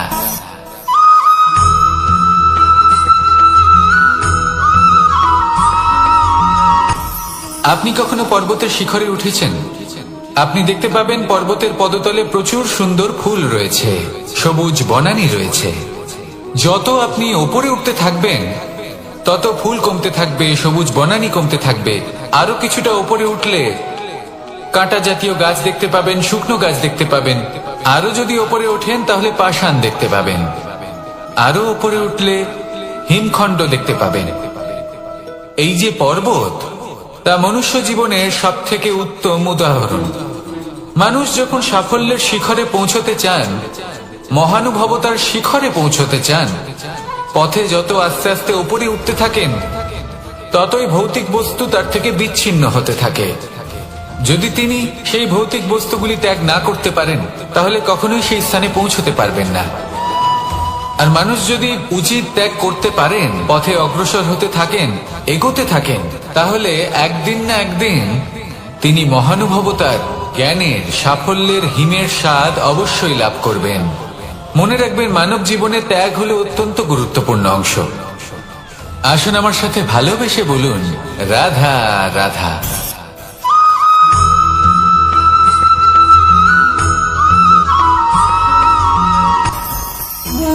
ভোজন। এবার ভোজন সংগ্রহ করার জন্য মানুষ কি না করেন, সব সময় চেষ্টা করতে থাকেন। ফসল উৎপাদনের জন্য অনেক পরিশ্রম করতে থাকেন, কিন্তু অনেক সময় অনেক পরিশ্রম করার পরেও ফসল ভালো উৎপাদন হয় না। এর কারণ কি? কারণ হলো এটাই যে আপনি পরিশ্রম হয়তো অনেক করেছেন, কিন্তু আপনার নজর তো সেই বীজের দিকে ছিলই না যা আপনি রোপণ করেছেন। সেই জন্য সব সময় কোনো বীজ রোপণ করার আগে তাকে পরখ করে দেখুন, তা অত্যন্ত আবশ্যক। আর সেইভাবেই যখনই কোনো কর্মের প্রশ্ন আসে, তাহলে সেখানে শুধুমাত্র পরিশ্রম যথেষ্ট নয়। সেই কাজের প্রতি আপনার কর্তব্য কি, আপনার উদ্দেশ্য কি, সেটা জানা হলো অত্যন্ত গুরুত্বপূর্ণ। তাই কর্ম করুন, কিন্তু সেই কর্মের প্রতি আপনার যা উদ্দেশ্য তার মাহাত্ম্য বুঝতে চেষ্টা করুন। তাহলে আসুন আমার সাথে ভালোবেসে বলুন, রাধা রাধা।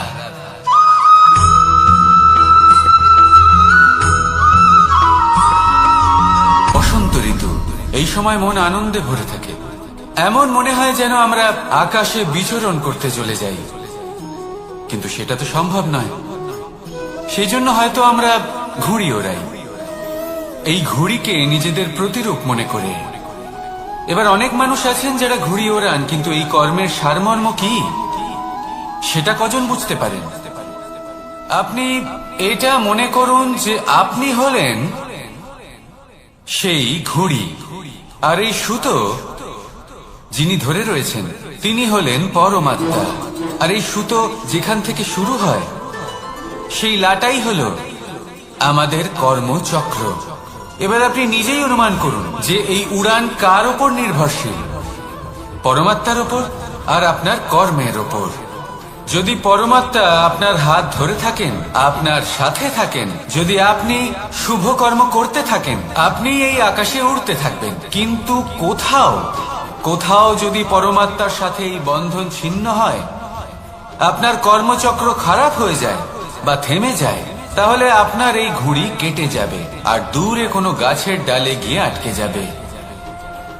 তাই শুধুমাত্র ঘুড়ি ওড়াবেন না, তার থেকে শিখুন, পরমাত্মার সাহচর্যে থাকুন, সবসময় শুভ কর্ম করতে থাকুন আর সবসময় এই আকাশে উড়তে থাকুন।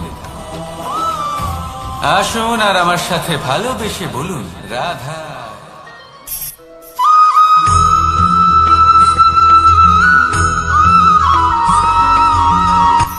এই সংসারে সাফল্য লাভ করার জন্য জ্ঞানের প্রয়োজন হয়, পরিশ্রমের প্রয়োজন হয়, দৃঢ় নিষ্ঠার প্রয়োজন হয়, নিরন্তর চেষ্টা করা প্রয়োজনীয়। কিন্তু আরো কিছু আছে যা অত্যন্ত প্রয়োজনীয় এবং গুরুত্বপূর্ণ। তা হলো ভালো বন্ধু। তাদের থাকা অত্যন্ত প্রয়োজনীয়। যদি ভালো বন্ধু থাকে, তাহলে সময় এলে তারা ঢাল হয়ে আপনাকে সুরক্ষা করবেন। সময় এলে অস্ত্রের মতো শত্রুকে সংহারও করবেন। যদি তিনি জ্ঞানী হন, তাদের মধ্যে সদ্গুণ থাকে, তাহলে এই সব গুণ আপনার মধ্যেও প্রবেশ করবে। তাহলে সাফল্যের জন্য ভালো বন্ধু পাওয়া অত্যন্ত প্রয়োজনীয়। কিন্তু শুধু বন্ধু কেন, ভালো শত্রুও থাকা প্রয়োজনীয়। এবার আপনি ভাবেন, আমি কি বললাম? যদি আপনার জীবনেও ভালো অর্থাৎ শক্তিশালী শত্রু থাকে, তাহলে আপনিও শক্তিশালী হতে থাকবেন। এই শত্রু আপনাকে প্রেরিত করবে আরো বেশি শক্তিশালী হয়ে ওঠার। কখনো কোনো হরিণকে দেখুন, তীব্র গতিতে দৌড়তে থাকে। কেন তীব্র গতিতে দৌড়য়? এই কারণে নয় যে কোথাও তার জন্য মধুর ঘাস অপেক্ষা করে রয়েছে, না, সে এই কারণে তীব্র গতিতে দৌড়য় কারণ সেটা না করলে তার পেছনে একটি সিংহ আছে যে ওকে নিজের ভোজন করে ফেলবে। তাই জীবনে বিপদ, সংকট, এই সবকিছুও হলো অত্যন্ত গুরুত্বপূর্ণ। তার সম্মুখীন হতে শিখুন আর আমার সাথে ভালোবেসে বলুন, রাধা রাধা।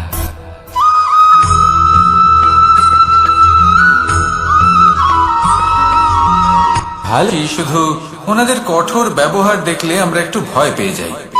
এবার ওনাদের এই কঠোর ব্যবহার আমাদের ভালো না লাগলেও অত্যন্ত আবশ্যক, কারণ মাতার থেকে আমরা যে শক্তি লাভ করি তা যেন নিয়ন্ত্রণ হারিয়ে বিধ্বংসী না হয়ে ওঠে। আমরা যেন কোনো কুপথে না চলে যাই, আমরা কখনো যেন দোষ না করে ফেলি। শুধু সেই জন্য পিতা এবং গুরু একটু কঠোর হয়ে ওঠেন, এবং ওনাদের এই কঠোর আচরণ ভবিষ্যতে গিয়ে আমরা অবশ্যই বুঝতে পারি। জীবনে কিছু বছর আমরা এগিয়ে যাই আর তারপর আমরা বুঝতে পারি যে বাবা এবং গুরু আমাদের যথেষ্ট ভালোবাসতেন, কিন্তু ওনাদের ভালোবাসার বহিঃপ্রকাশ আলাদা। প্রয়োজনীয় হলো এটা দেখার, এটা বোঝার যে শুরু থেকে আমাদের প্রতি ওনাদের আচরণ কেমন ছিল।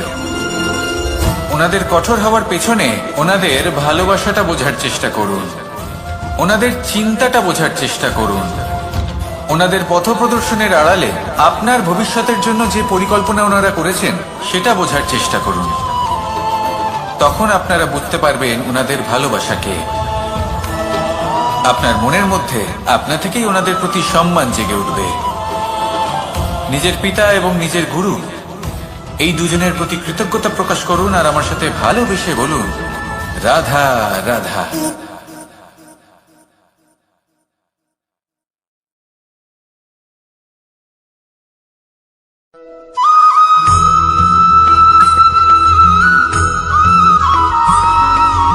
কথায় আছে, প্রত্যেক পুত্র তার পিতার প্রতিচ্ছবি হয়, আর সমস্ত প্রতিচ্ছবি চায় যেন সে তার অস্তিত্ব প্রাপ্ত করতে পারে।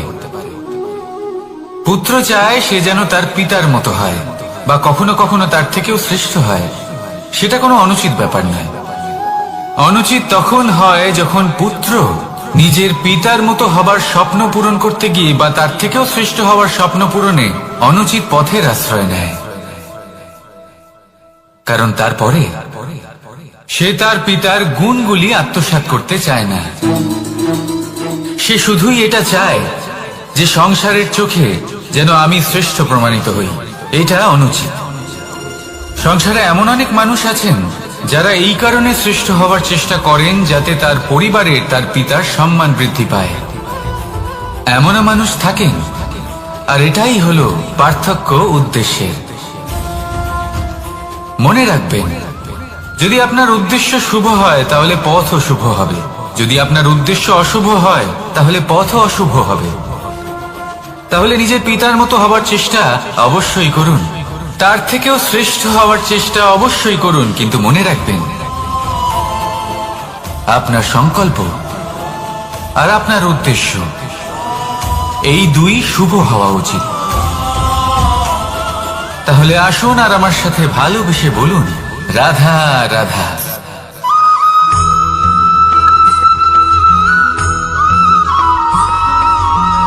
আপনি কখনো কোনো বাজকে নিজের বাসা বানাতে দেখেছেন? এই বাজ যখনই কোনো বাসা বানায় তখন উঁচু গাছের ডালে বা কোনো পর্বতের শিখরে বাসা বানায়, অনেক উচ্চতায়, আর সেখানে তার সন্তানও জন্মগ্রহণ করে। যখন এই সন্তানেরা জন্মায় তখন এই বাজ খুবই ভালোবেসে এবং খুব সাবধানে এদের পালন পোষণ করে। নিজের ঠোঁট দিয়ে তাদের ঠোঁটে খাবার পরিবেশন করে। কিন্তু যেই সেই সন্তানেরা হৃষ্টপুষ্ট হয়ে যায় এবং সেই কথা বাজ নিজে বুঝতে পেরে যায়, সেই বাজ নিজেই সেই বাসা ছিন্ন ভিন্ন করে দেয়। সেই সন্তান যাদের সবেমাত্র ডানা গজিয়েছে, কিভাবে উঠতে হয় তারা জানে না, সেই সন্তানগুলিকে উচ্চতা থেকে ঠেলে দেয় সেই সন্তান প্রথমে ভয়ভীত হয়ে যায়। তারা সামনে মৃত্যুকে দেখতে পেয়ে ভয়ের কারণে তাদের ডানা ঝাপটাতে থাকে, আর সেই প্রক্রিয়াতেই সেই সন্তানগুলি উড়তে শুরু করে দেয়। এবার এই ঘটনায় আমরা কি শিক্ষা পেতে পারি? এটাই, যদি আপনি মাতা পিতা হন তাহলে নিজের সন্তানকে অবশ্যই স্নেহ করুন, কিন্তু তাদেরকে নিজের আঁচলের তলায় বেঁধে রাখবেন না।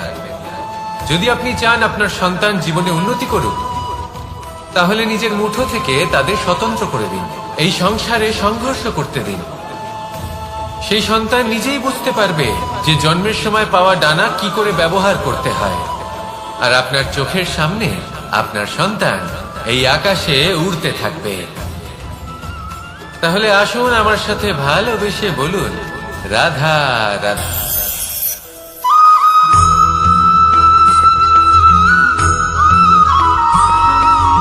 ফিরে আসছিলেন এবং তাদের ফেরার পথে হঠাৎ করে কোথাও থেকে একটি বাছুর চলে এলো।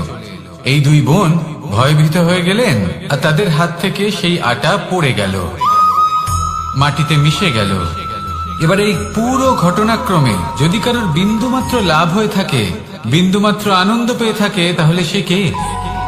সেই ছোট বোন, যিনি মাঝে মাঝেই গমের দানা তুলছিলেন এবং খাচ্ছিলেন। কিছুটা হলেও উনি আনন্দ লাভ করেছিলেন। এবার এরকমই হলো আমাদের জীবনে ভক্তি এবং ভালোবাসা সংক্রান্ত বিষয়। মানুষ নিজের জীবনের দৈনিক কাজে এতটাই ব্যস্ত হয়ে পড়েন, প্রত্যেকদিন শুধু কাজ কাজ কাজ কাজ করতে থাকেন, আর তাতে ভক্তি এবং ভালোবাসার জন্য সময় বার করতেই পারেন না। দেখুন, জীবনে ভক্তি আর প্রেমের এই যে ছোট ছোট মুহূর্ত আছে, এগুলো যদি আপনি যাপন করতে পারেন তাহলে তাতেই আপনি তৃপ্তি লাভ করবেন। বাকি সবই আপনার ব্যর্থ বলেই মনে হবে। জীবনে যখনই আপনি কোনো কাজ করবেন, ঈশ্বরের প্রতি সমর্পিত হয়ে সেই কাজ করুন। আর যখনই সময় পাবেন, তাহলে সেই সময় নিজের আপনজনদের দিন। যাদের আপনি ভালোবাসেন তাদের প্রতি যত্নবান হন, তাদের শুভাকাঙ্ক্ষী হন। এই প্রেম আর ভক্তির ছোট ছোট মুহূর্তগুলো আপনার জীবনকে চরিতার্থ করে তুলবে।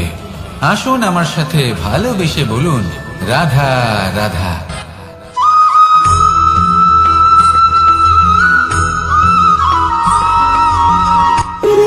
যখন মানুষের মৃত্যু হয় তখন কি হয়? অনেক সংখ্যক মানুষ শোক পালন করতে চলে আসেন। যে ব্যক্তি মৃত্যু লাভ করেছেন তার অনেক বস্তু থাকে যেগুলো তার প্রিয়, যেগুলো তিনি ব্যবহার করেছেন। তার শয্যা, তার বস্ত্র, তার আভূষণ সবকিছু তার থেকে বিচ্ছিন্ন করা হয় এবং খালি হাতে তাকে শ্মশানের উদ্দেশ্যে রওনা করা হয়। আমি আপনাকে এই প্রশ্ন করতে চাই, আপনি এই সংসারে কি অর্জন করেছেন? ধন সম্পত্তি, বস্ত্র, আভূষণ, এই সবকিছু যে আপনি অর্জন করেছেন, আপনার মৃত্যুর পরে তা আপনার থেকে দূর হয়ে যাবে। এর উত্তর হলো একটাই, আপনার কর্ম। শুধু সেটাই আছে যা একান্ত আপনার, আর শুধু সেটাই এই সংসার থেকে চলে যাওয়ার পরেও সংসারেই জীবিত থাকবে। যদি আপনি দুষ্কর্ম করেন, তাহলে এই সংসার আপনাকে একটি অনুচিত উদাহরণ হিসেবে মনে রাখবে যে এই ব্যক্তি খুব পাপী ছিল, অনুচিত কর্ম করতেন। যে পথে তিনি চলেছেন সেই পথে কারোর চলা উচিত নয়। সেখানেই যদি আপনি সৎকর্ম করেন, তাহলে সংসার চিরকাল এটাই বলবে যে খুব ভালো মানুষ ছিলেন, সবাইকে ভালোবাসতেন, সবাইকে সাহায্য করতেন, আমার খুব প্রিয় মানুষ ছিলেন। এটাই হলো শ্রেষ্ঠ কর্ম। সেই জন্য জীবনে শুধুমাত্র ধন সম্পত্তি, আভূষণ এই সব অর্জন করতে গিয়ে নিজের মনোনিবেশ করবেন না। শ্রেষ্ঠ কর্ম করুন। সংসার থেকে চলে যাওয়ার পরেও এই কর্মই এই সংসারে আপনাকে জীবিত রাখবে। আসুন আমার সাথে ভালোবেসে বলুন, রাধা রাধা।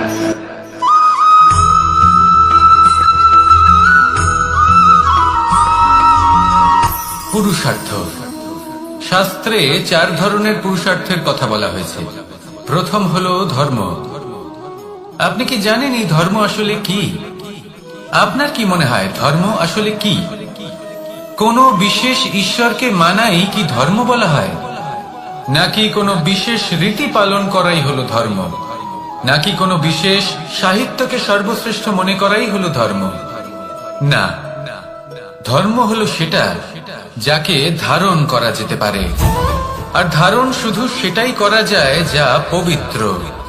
পবিত্র শুধু তাকেই বলা হয় যা নিঃস্বার্থ, যার মধ্যে শাসন করার কোনো ইচ্ছে নেই, যা সরলভাবেই প্রবাহমান, জল এবং বায়ুর মতো। যখন কোনো ব্যক্তি ধর্মকে ধারণ করেন এবং সেই ধর্ম সেই ব্যক্তিকে রক্ষা করে, তখন তাকে ধর্ম বলা হয়। ধর্ম যা রক্ষা করে অহংকার থেকে, খারাপ চিন্তার হাত থেকে। সেই জন্য পুরুষার্থ গড়ে তোলার আগে, ধর্ম পালন করার আগে ধর্মের প্রকৃত অর্থ কি সেটা বুঝে নিন। এটা জেনে রাখুন যে সমস্ত ধর্মের আধার, সমস্ত ধর্মের ভিত শুধুমাত্র ভালোবাসা। আসুন আর এই ভালোবাসার সাথেই বলুন রাধা রাধা।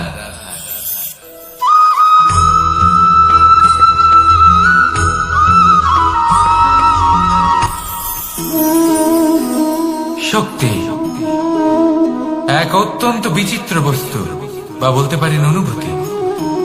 পিতা সবসময় চান যেন তিনি তার শক্তির পুত্রকে। আসুন আপনাকে সহজে বোঝাই। যদি আপনি সুপাত্র হন আর আপনাকে শক্তি দেওয়া হয়, তাহলে আপনি সেই শক্তির গুরুত্ব বুঝবেন, কোথায় সেই শক্তি প্রয়োগ করা উচিত সেটা বুঝবেন। আর এটা যেহেতু অর্জন করা শক্তি হবে, সেই শক্তির অপব্যবহার হবে না। কিন্তু যদি এই আপনি কুপাত্র হন আর যদি আপনাকে এই শক্তি দেওয়া হয়, তাহলে কি হবে? দেখতে গেলে এই শক্তি আপনি দান হিসেবে পেয়েছেন, তাই না আপনি এই শক্তির গুরুত্ব বুঝবেন আর না এর প্রয়োগ আপনি জানবেন। তার অপব্যবহার হওয়া সুনিশ্চিত। তাই যদি আপনি কোনো শক্তি অর্জন করতে চান, তাহলে আগে তার যোগ্য হয়ে উঠুন। পুত্র নয়, পাত্র হয়ে উঠুন। আর আমার সাথে ভালোবেসে বলুন রাধা রাধা।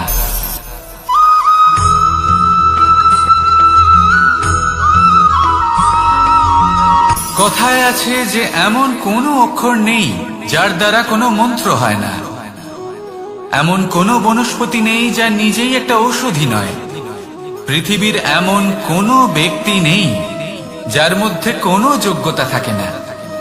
শুধু প্রয়োজন হলো যে ব্যক্তিকে আমরা খুঁজে চলেছি তাকে সঠিকভাবে চিনে নেওয়া। যদি তার যোগ্যতা, তার বিশেষত্ব আমরা বুঝতেই না পারি, তাহলে আর লাভ কি রইল? এই সংসারে এমন অনেক ব্যক্তি রয়েছেন যারা ছোট ছোট অসফলতার কারণে আপনাকে এটা বলে দেবে যে আপনি কোনো কাজের নন, আপনি হলেন মূর্খ, আপনি কিছুই করতে পারবেন না। এইসব কথায় কখনোই বিশ্বাস করবেন না, কারণ আপনি এবং প্রত্যেকটি জীব এই পরমাত্মা এবং এই প্রকৃতির সৃষ্টি, যা অত্যন্ত বিশেষ। যদি আপনাকে উদাহরণ দিই, তাহলে একদিকে আছে তরোয়াল, একটা বড় লম্বা তরোয়াল যার দ্বারা যুদ্ধ করা যায়, জয়লাভ করা যায়।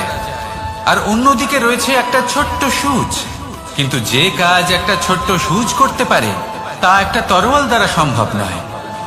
এর অর্থ হলো এটাই যে প্রত্যেকটা রচনা অত্যন্ত অমূল্য এবং অত্যন্ত বিশেষ হয়। তাহলে বিশ্বাস রাখুন যে আপনি অত্যন্ত বিশেষ একজন, আর প্রেমের সাথে বলুন রাধা রাধা।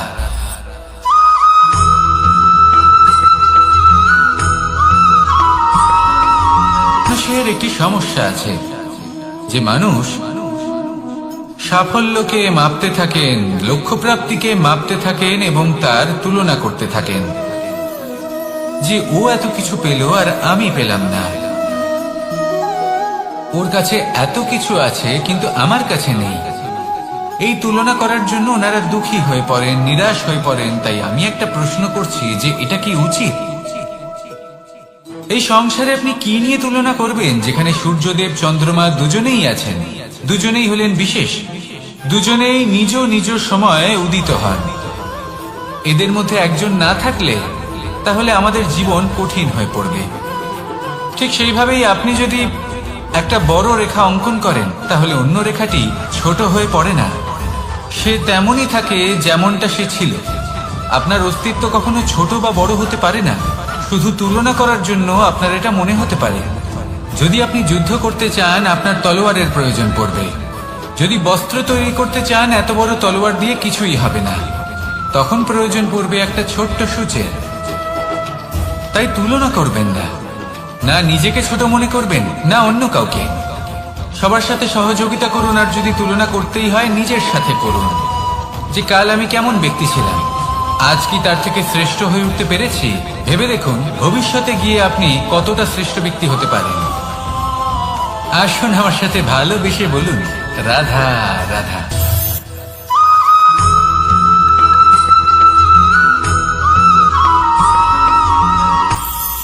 এটা হলো ধান গাছ। এর থেকে যে চাল উৎপন্ন হয় তা মানুষ গ্রহণ করেন। আর এটা কি? এ হলো জংলি ঘাস। একবার ভেবে দেখুন, যদি এই জংলি ঘাস ধান গাছের আশেপাশে থাকে তাহলে কি হবে? ধান উৎপন্ন হতে পারবে? তা উৎকৃষ্ট হতে পারবে? আমরা কি তা গ্রহণ করতে পারবো? কখনোই নয়। এই জংলি ঘাস ধানকে নষ্ট করে দেবে, কিন্তু নিজে জীবিত থাকবে। এটাই হলো আজকের শিক্ষা। এই সংসারে যদি আপনি নীতির পথে চলতে চান, উচিত কর্ম করতে চান, সংসারকে সেবা করতে চান, তাহলে জংলি ঘাসের মতো ব্যক্তিদের থেকে সবসময় দূরে থাকতে হবে। সেই ব্যক্তি যারা দুর্নীতি এবং মিথ্যা দ্বারা পরিপূর্ণ, যাদের ব্যবহার অশুভ, যাদের অনেক অশুভ গুণ রয়েছে, তারা সঠিক নয়। সেই সকল ব্যক্তি যাদের চরিত্র অত্যন্ত দুষ্ট হয়, তারা হয় শুভ চরিত্রের ব্যক্তিকে একদম নষ্ট করে দেয়, নয় নিজের মতো বানিয়ে তোলে। তাই যদি আপনি নীতির পথে চলতে চান, এই সংসারের জন্য শুভ কর্ম করতে চান, তাহলে সেই সঙ্গ লাভ করুন যে সঙ্গ জ্ঞানে পরিপূর্ণ, যাদের মধ্যে অনেক গুণ আছে, যাদের থেকে প্রতিদিন কিছু শিখতে পারবেন। এমন ব্যক্তির সাথে জীবন অতিবাহিত করুন। দুরাচারীদের থেকে দূরে থাকুন। তবেই এই মন প্রসন্ন হয়ে বলবে, রাধা রাধা।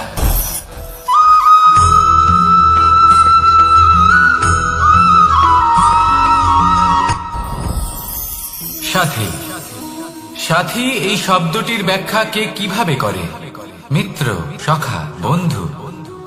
কিন্তু অর্থ একটাই। তিনি যিনি আপনার সঙ্গী হন, আর তিনি যার সাথী আপনি হন। এবার সব থেকে বড় প্রশ্ন হলো এটাই যে তিনি কে হতে পারেন যাকে আপনি আপনার সাথী বলে মেনে নিতে পারেন, নিজের সখা, নিজের মিত্র, নিজের বন্ধু মেনে নিতে পারেন। আপনার সাথী হলেন তিনি যিনি দুঃখের সময় আপনার পাশে থাকবেন, আপনার হাত ধরে থাকবেন। আপনার সাথী হলেন তিনি যার হাত আপনি নিজের সুখের দিনে ধরে থাকবেন। সেই সাথীরই হাত ধরুন যিনি দুঃখে সবসময় আপনাকে সাহায্য করার জন্য তৎপর হয়ে থাকেন, আপনার পাশে থাকেন, আর যাকে সুখের দিনে আপনি আপনার সাথে রাখতে পারেন। আর যখন আপনার সাথে আপনার এই সাথী থাকবে, তখন আপনি এটা বুঝবেন যে যখন জীবনে দুঃখ আসে, তখন এই দুঃখ কমে যায়, সবার মধ্যে ভাগ হয়ে যায়। আর যদি তখন সুখ আসে, তাহলে সেটা সবার উপস্থিতিতে আরো বেড়ে যায়। এটাই হলো প্রেম, এটাই হলো ভালোবাসা, এটাই হলো সঙ্গ। যেমন সম্পর্ক আমার আর রাধার মাঝে। তাহলে আসুন আর আমার সাথে ভালোবেসে বলুন, রাধা রাধা।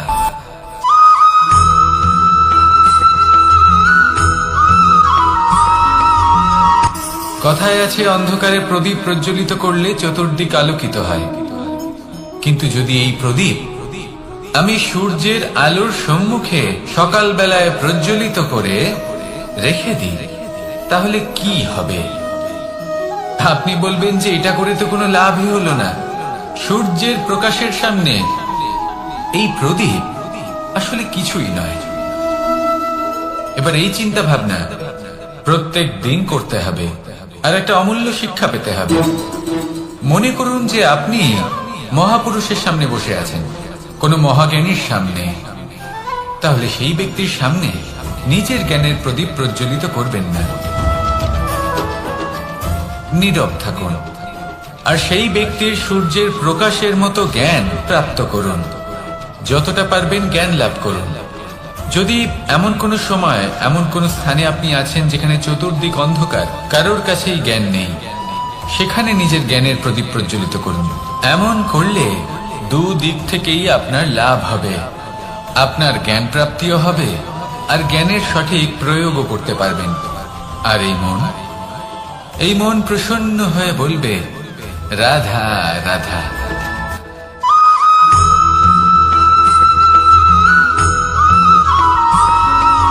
প্রত্যেক মানুষ নিজের জীবনে হীরক তথা হীরে এবং দর্পণ এই দুই দেখেছেন। এই দুই হলো সাদা এবং এরা দুজনেই আলোর প্রতিফলন ঘটায় এবং এরা দুজনেই উজ্জ্বল হয়ে ওঠে। আপনি হয়তো মনে মনে ভাবছেন যে এটা কি ধরনের তুলনা করছি।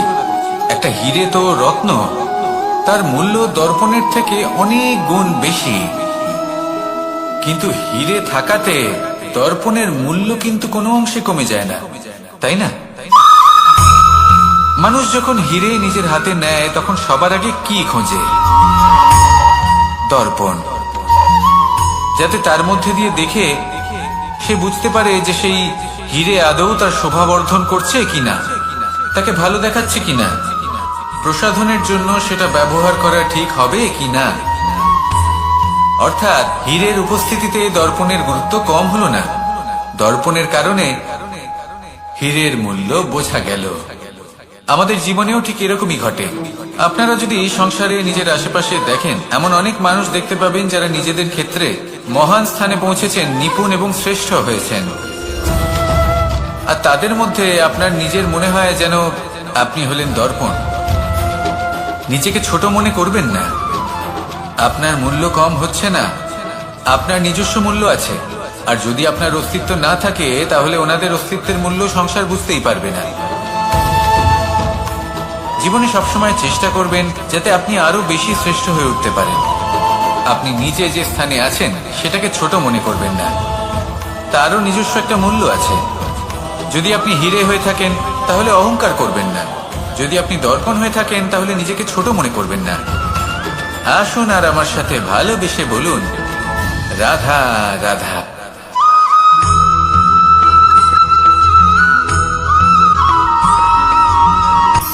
শক্তি, শক্তি অর্জন করা এতটা কঠিন নয় যতটা শক্তি লাভ করার পরে সেই শক্তি সামলানো কঠিন হয়। কারণ যেই মানুষ শক্তি লাভ করে তার মনে গর্ববোধ জন্মায়, জন্মায় অহংকার, জন্মায় জেদ। তাই শক্তি প্রাপ্ত করার সাথে বিনম্র থাকাও অত্যন্ত আবশ্যক। আর এটা আমাদের শেখা উচিত বৃক্ষের থেকে। বৃক্ষ যা আমাদের ফল দেয়, বৃক্ষ যা যত ফল দেয় ততটাই ঝুঁকে যায়। আমরা পাথর মারি ওই বৃক্ষের থেকে ফল প্রাপ্ত করার জন্য। সেই পাথরের মার সহ্য করেও বৃক্ষ আমাদের ফল দেয়। কোনো গর্ববোধ নেই, কোনো অহংকার বোধ নেই। আর সেই জন্য এই বৃক্ষের পুজো করা হয়।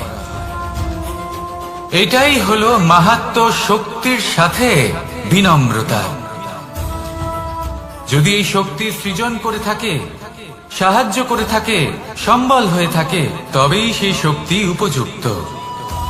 আর নয়তো সেই শক্তি একদিন আপনাকে আসক্ত অবশ্যই করবে। তাহলে শক্তি অবশ্যই অর্জন করুন, কিন্তু তার সাথে সেই শক্তি সামলানোর মতো বিবেকও আপনাকে অবশ্যই জাগ্রত করতে হবে। তাহলে আসুন আমার সাথে ভালোবেসে বলুন, রাধা রাধা।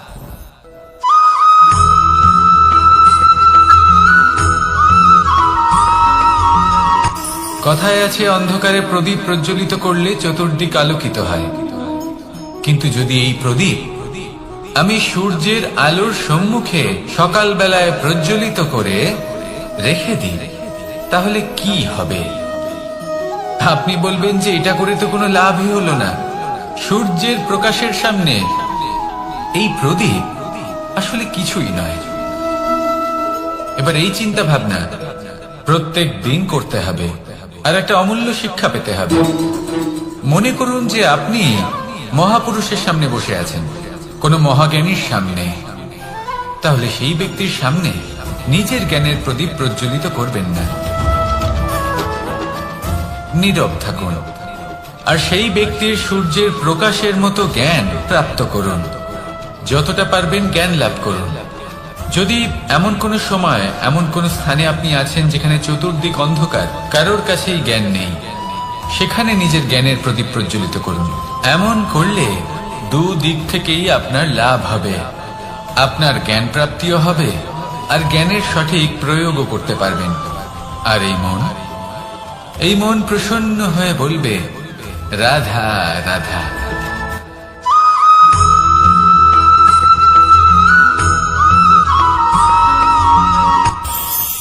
এই সংসারে আমরা প্রকাশ কোথা থেকে পাই? এর উত্তর বড়ই সরল। ভোরে যখন সূর্যোদয় হয় তখন প্রকাশের কিরণ আমাদের ঘরে এসে পৌঁছয়। এইভাবেই আমরা প্রকাশ লাভ করি। এবার এই প্রকাশের আলোতেই আমরা সারাদিনের কাজ সম্পন্ন করি। সন্ধে হয়ে যায়, সূর্যাস্ত হয়ে যায়, আর আমাদের ঘর যাতে অন্ধকার না হয় তার জন্য আমরা একটা প্রদীপ প্রজ্বলিত করি। এটাই ঘটে আমাদের জীবনেও। এবার প্রবাহমান আয়ুর সাথে আমরা আমাদের অন্তরে যদি একটা প্রদীপ প্রজ্বলিত করে নিই, তাহলে বিষয়টাই অন্যরকম হবে। এবার আপনি বলবেন, কোন প্রকাশের কথা বলছি যে আমাদের অন্তরে জাগ্রত করা সম্ভব? আমাদের আত্মার মাঝে প্রেমের প্রকাশ জাগ্রত করার কথা বলছি। কারণ আমাদের এই জীবন এও হলো দিনের আলোর মতো। আজ প্রকাশ আছে, কিন্তু কোনোদিন অবশ্যই অস্ত হবে। কিন্তু অস্ত হবার আগে যদি আমরা আমাদের আত্মার মাঝে প্রেমের এই প্রকাশ উজ্জ্বলিত করে নিই, তাহলে আমাদের সন্ধ্যাকালও আমরা আনন্দে এবং প্রেমে যাপন করব। তাহলে আসুন আর আমার সাথে ভালোবেসে বলুন, রাধা রাধা।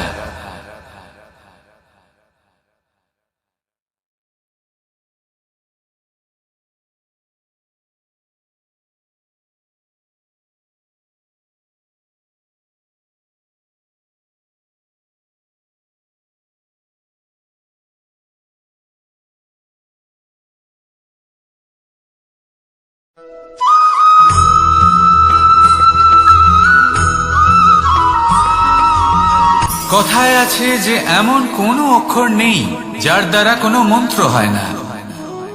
এমন কোনো বনস্পতি নেই যা নিজেই একটা ঔষধি নয়। পৃথিবীর এমন কোনো ব্যক্তি নেই যার মধ্যে কোনো যোগ্যতা থাকে না। শুধু প্রয়োজন হলো যে ব্যক্তিকে আমরা খুঁজে চলেছি তাকে সঠিকভাবে চিনে নেওয়া। যদি তার যোগ্যতা, তার বিশেষত্ব আমরা বুঝতেই না পারি, তাহলে আর লাভ কি রইল?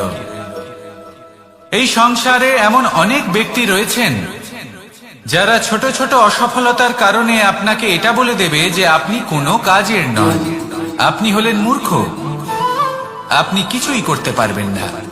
এইসব কথায় কখনোই বিশ্বাস করবেন না, কারণ আপনি এবং প্রত্যেকটি জীব এই পরম।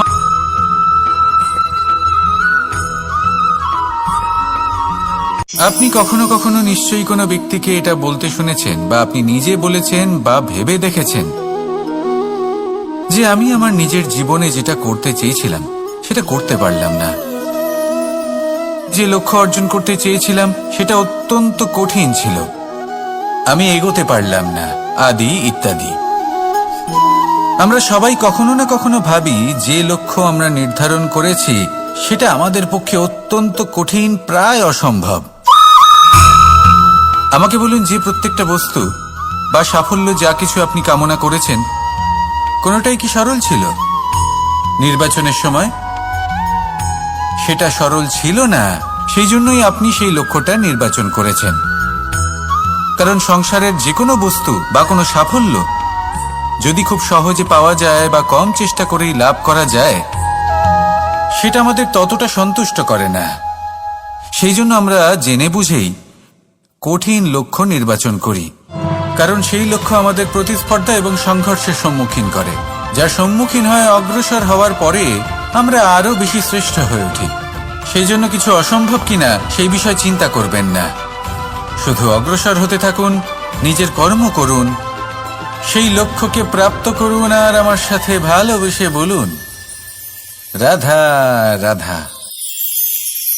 মানুষ জীবনে সব সময় চিন্তা করে, ভাবতে থাকে যে তার জীবনে কতই না সমস্যা, তারপরে নিজের আশেপাশে দেখে আর ভাবে যে সবাই কত প্রসন্ন, শুধু আমার জীবনেই সমস্যা আছে। কিন্তু বিষয়টা তা নয়। শুধু প্রত্যেক ব্যক্তিরই নয়, প্রত্যেক প্রাণীরও জীবনে সমস্যা আছে। এবার মানুষ একটা পাখিকে দেখে এটাই ভাবে যে এদের জীবন কতটা সহজ। কোনো দেশেরই সীমারেখা এদের ওপর লাগু হয় না। কোথায় থাকবে সেই নিয়েও কোনো ভাবনা নেই। কত শান্তির জীবন এদের। তারপর সে একটা পিঁপড়েকে দেখে আর এটা ভাবে কি অসাধারণ, এদের তো সারা জীবনই মাটির উপরেই অতিবাহিত হয়, খাবারটাও মাটিতেই পেয়ে যায়। কি শান্তির জীবন এদের। কিন্তু যখন কোনো ঝড় আসে তখন সবার আগে সেই পাখির বাসাটাই ঝড়ে ভেঙে যায়। এই পাখি যে শাখাতেই গিয়ে বসে পড়ুক, তাদের উপর সবসময় সংকট থাকে যে ওপর থেকে কোনো বড় পাখি এসে তাদের উপর প্রহার না করে, তারা নিজেদের প্রাণ না হারায়। আর যদি কথা বলি পিঁপড়েকে নিয়ে, এদের উপর সবসময় সংকট থাকে যে কোনোভাবে বাতাস বা জল এদের ভাসিয়ে না নিয়ে যায়, কোনো প্রাণী ওকে পা দিয়ে পিষে না দেয়, এই পিঁপড়ে পিষ্ট হয়ে না মারা যায়। দেখুন, সমস্যা প্রত্যেকের জীবনে রয়েছে আর এই সমস্যা আসতেই থাকবে। এর অর্থ এটা নয় যে এই সমস্যার সম্মুখীনই হওয়া যায় না, এর সমাধানও সম্ভব নয়। প্রত্যেক সমস্যার সমাধান অবশ্যই আছে, শুধু শান্ত মনে সেটা খুঁজে বের করতে হবে। তাহলে সেটাই করুন, প্রত্যেক সমস্যার সমাধান করতে থাকুন। যত সমাধান করবেন জীবন আনন্দময় হয়ে উঠবে। যদি সমাধান না করেন তাহলে আজীবন দুঃখই পেতে থাকবেন। আসুন আমার সাথে ভালোবেসে বলুন, রাধা রাধা। এই জীবনে আমরা কখনো না কখনো জয়ী হয়েছি, আবার কখনো পরাজয়েরও সম্মুখীন হয়েছি।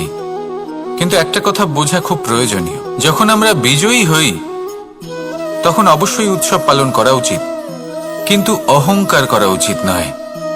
সেখানে যখন আপনি পরাজিত হন তখন বিফল হওয়ার শোক পালন করবেন না। এই মনকে কুণ্ঠিত হতে দেবেন না,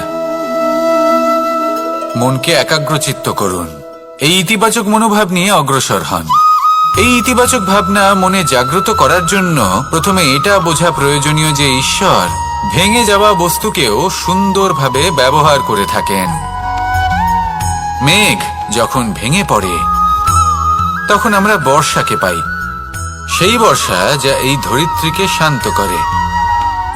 পাথুরে জমি যখন সেটা ভগ্ন হয় তখন আমরা সমতল ধরিত্রী লাভ করি, ক্ষেত লাভ করি, যার থেকে আমরা সামগ্রী পেতে পারি। যখন একটি বীজ ভগ্ন হয় তখন তার থেকে চারা জন্ম নেয়, যেটা ভবিষ্যতে আমাদের সুস্বাদু ফল দান করে, ফুলও প্রদান করে।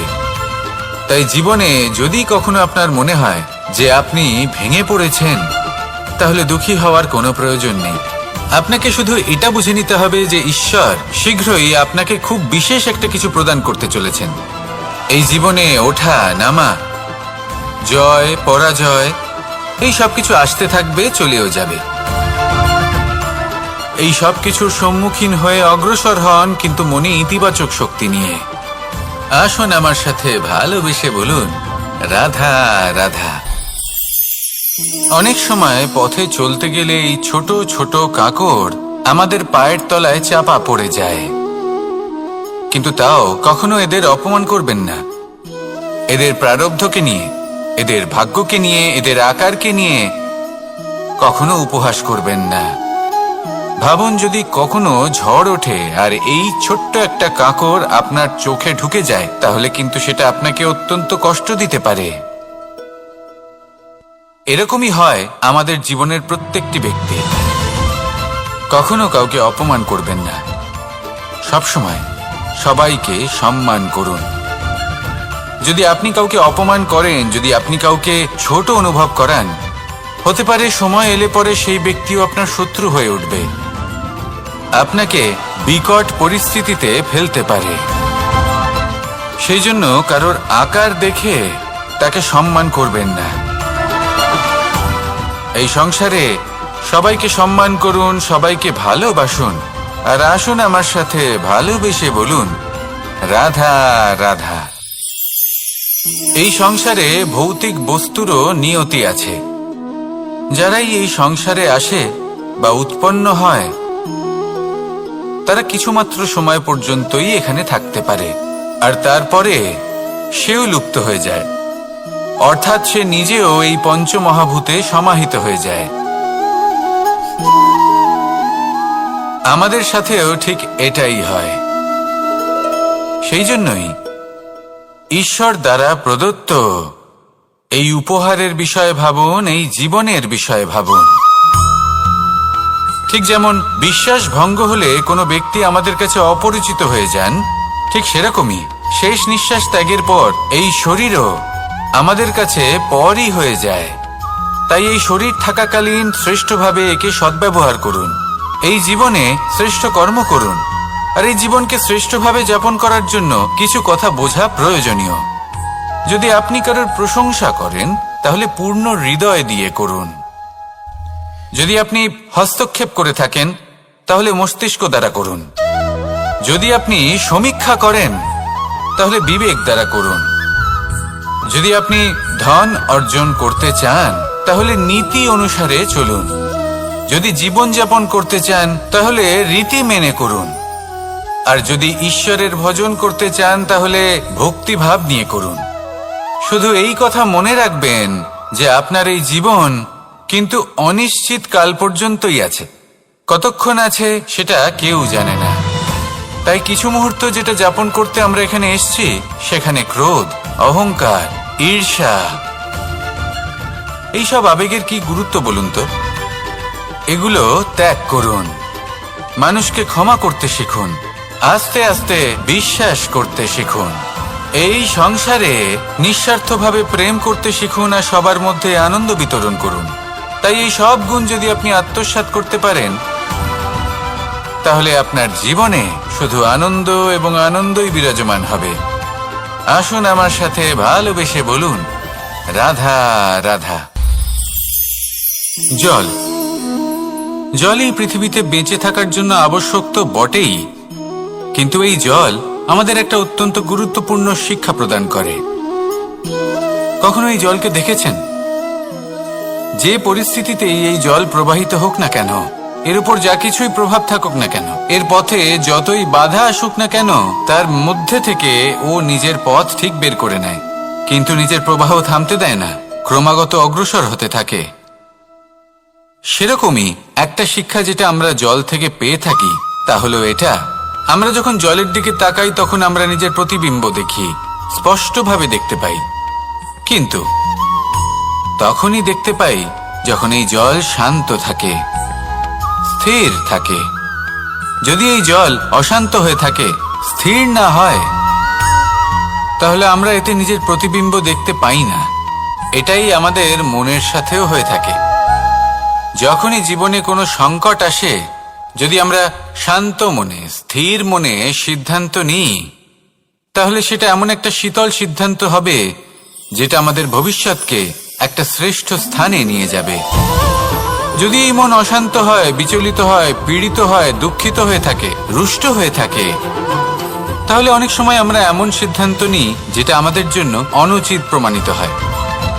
যখন আপনি ক্রুদ্ধ ছিলেন বা দুঃখের বশে ছিলেন, তখন অনেক সময় হয়তো এমন সিদ্ধান্ত নিয়েছেন যেটার জন্য ভবিষ্যতে আপনি অনুশোচনা করেছেন। এবার দেখুন, এই আবেগগুলো থেকে আমরা পালাতে পারবো না, কিন্তু এই আবেগগুলো আপনার উপর কতটা প্রভাব ফেলবে সেটা আমরা অবশ্যই ঠিক করতে পারি। এই মনকে আমরা নিয়ন্ত্রণ করতে পারি। এটাই করুন, চিন্তা করুন, এই মনকে শান্ত রাখুন, স্থির হতে চেষ্টা করুন, আর তারপরে সিদ্ধান্ত নিন। আসুন আমার সাথে ভালোবেসে বলুন, রাধা রাধা। আপনি কি কখনো নৌকা যাত্রা করেছেন? করে না থাকলেও নিশ্চয়ই দেখেছেন যে এই জল যা নিজের অন্তরে সব কিছু সমাহিত করে নিতে পারে, এই নৌকা সেই জলের ওপরেই ভেসে থাকে। নদীর স্রোত কাটিয়ে সে সামনে অগ্রসর হয়। কিন্তু যদি এই নৌকায় কোনো ছিদ্র হয়, তাহলে কিন্তু সেই নৌকা ডুবে যাবে। আর এতে কোনো তফাৎ হবে না যে সেই ছিদ্র ছোট নাকি বড়, নৌকা ডুবে যাবে। এই ছিদ্র হলো আমাদের জীবনে আমাদের অপগুণ, আমাদের দোষ, আমাদের বিকার, কখনো এটা ভাববেন না যে এই দোষ খুবই ছোট, এতে কিছুই যাবে আসবে না। না, সেই ছোট দোষ, সেই ছোট বিকার, যদি সেটাকে শুধরে না নেন তাহলে সেটা আপনাকে আপনার পতনের দিকে নিয়ে যাবে। শেষ পর্যন্ত এটা আপনার উপর নির্ভরশীল যে আপনি কি চান। আপনার জীবনের এই নৌকা এভাবেই ডুবে যেতে দেখবেন, নাকি নিজেকে শুধরে নিয়ে সেই নৌকার সেই ছিদ্রটাকে ভরিয়ে তুলতে চাইবেন। নির্বাচন আপনার। আসুন আমার সাথে ভালোবেসে বলুন, রাধা রাধা। আমরা সবাই পাথর দেখেছি, পর্বতও দেখেছি, শুকনো পাতাও দেখেছি, শ্যামল বনানীও দেখেছি। কখনো ভেবেছেন